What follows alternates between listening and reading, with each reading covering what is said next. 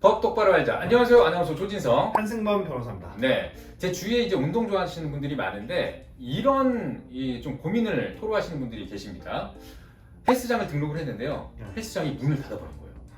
뭐 그런 경우 많았죠. 예, 좀 약간 장기로 끊었는데. 그렇죠. 특히나 코로나 시절에도 많았던 예, 것 같고. 예. 문을 닫았어요. 그럼 내가 낸 그 헬스 비용은 어떡하느냐 이런 이 고민을 토로하시는 분들이 많은데 이런 경우 어떻게 해야 됩니까? 뭐 일단은 사실상 뭐 이게 받으시려고 한다면 네. 이게 표준 약관에 따라서 못 주겠다는 경우도 되게 많거든요. 네, 네. 이런 경우에는 약관 규제 법령에 따라서 사실상 불공정 약관은 무효예요. 그러니까 사실상 당연히 뭐 사유 없이 정당한 사유 없이 환불을 거절한다고 할 때는 한국소비자원 통해서 해결할 수 있는데 이게 사실은 이제 단점은 이게 시정 공고의 강제성이 없어요. 그렇기 때문에 업체가 지급 안 하고 버티면 받아낼 수가 없고 법적 절차를 진행할 수밖에 없거든요. 1차적으로는 한국 소비자원 통해서 일단 신고하시고 그럼도 못 받으시면 결론은 소송을 해야 되는 게 맞는 것 같고요. 네. 근데 지금처럼 사실상 업주가 문을 갑자기 닫고 사라진 경우에는 네. 이게 잘못하면은 업주 입장에서는 사기죄가 될 수 있거든요. 예, 예. 그러니까 예를 들어서 고의적으로 나는 사실상 계속 이거 운영할 능력이 없는데도 불구하고 장기적으로 손님을 받고 문을 닫아버리면 네. 이거는 경찰에 사기죄로 고소하시게 되면 사실상 뭐 선고유예를 받거나 직행형을 받거나 하는 경우도 있어요. 왕왕 네. 케이스가 있는데 이 단점은 사실상 이거를 일반 소비자가 이 고의성을 입증하기는 쉽지는 않아요. 네. 왜냐하면 이제 그런 경우가 있잖아요. 내가 원래는 열심히 하려고 했는데 하다 보니까 안 돼서 문을 닫은 경우는 그렇죠. 어쩔 수 없는 네. 거거든요. 그런 경우는 어쩔 수 없는데 그게 아닌 케이스라고 한다면 사실상 뭐 사기죄가 되기는 어려울 수 있겠지만 반대로 뒤집어서 얘기하면 사실상 그 업주들 입장에서는 사기죄로 형사고소 당하면 되게 부담스럽잖아요. 그렇죠.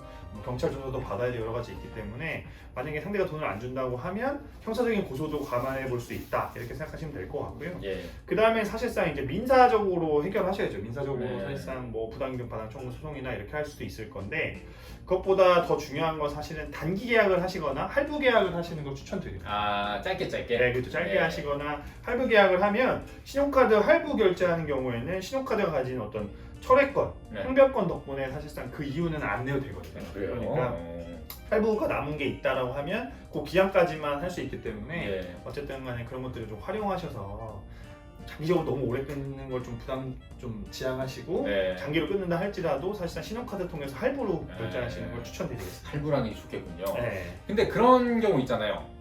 환불 불가라고 써놓은 경우가 있잖아요. 네. 그럴 때는 환불 그것도 사실 아까 말씀드린 것처럼 사실상 약관규제법에 따라서 무효예요. 환불 당연히 받으셔야 되고 네. 그것 맞춰서 받으시면 되는데 뭐 이렇게 폐업한 경우에는 말한 것처럼 사실상 제가 이렇게 말은 하지만 돈을 찾기가 상당히 어렵겠죠. 그냥 폐업을 하고 돈이 없다라고 하면 네. 민사소송까지 제기하셔서 실제로 확정 판결을 받아도 상대가 파산을 했거나 돈이 없으면 못 받아요. 네. 상당히 어렵기 때문에 그럴 땐 할부 결제한 거 취소하셔서 금액을 더 이상 안 나가 계시는 게 중요할 것 같고요.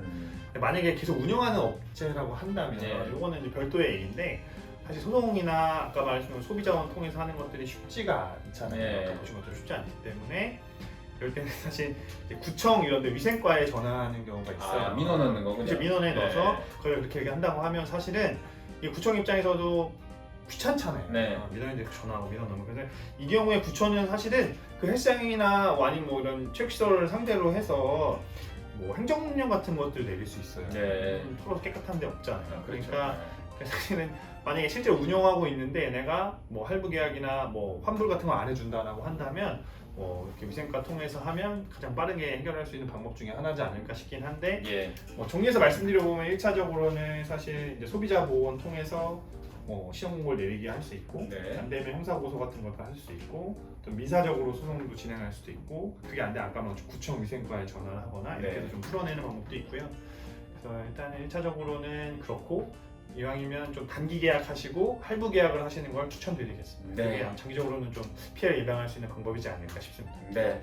자, 오늘은 헬스장에 등록을 했는데 중간에 헬스장 문을 닫아서 내 돈 어떡하나 뭐 이거에 대한 고민, 이거에 대해서 저희가 법적 해결책 한번 알아봤습니다. 여러분께 도움이 됐길 바라고요. 구독, 좋아요. 알림 설정 부탁드리겠습니다. 네, 저희는 다음 시간에 더 알찬 내용으로 돌아오겠습니다. 고맙습니다.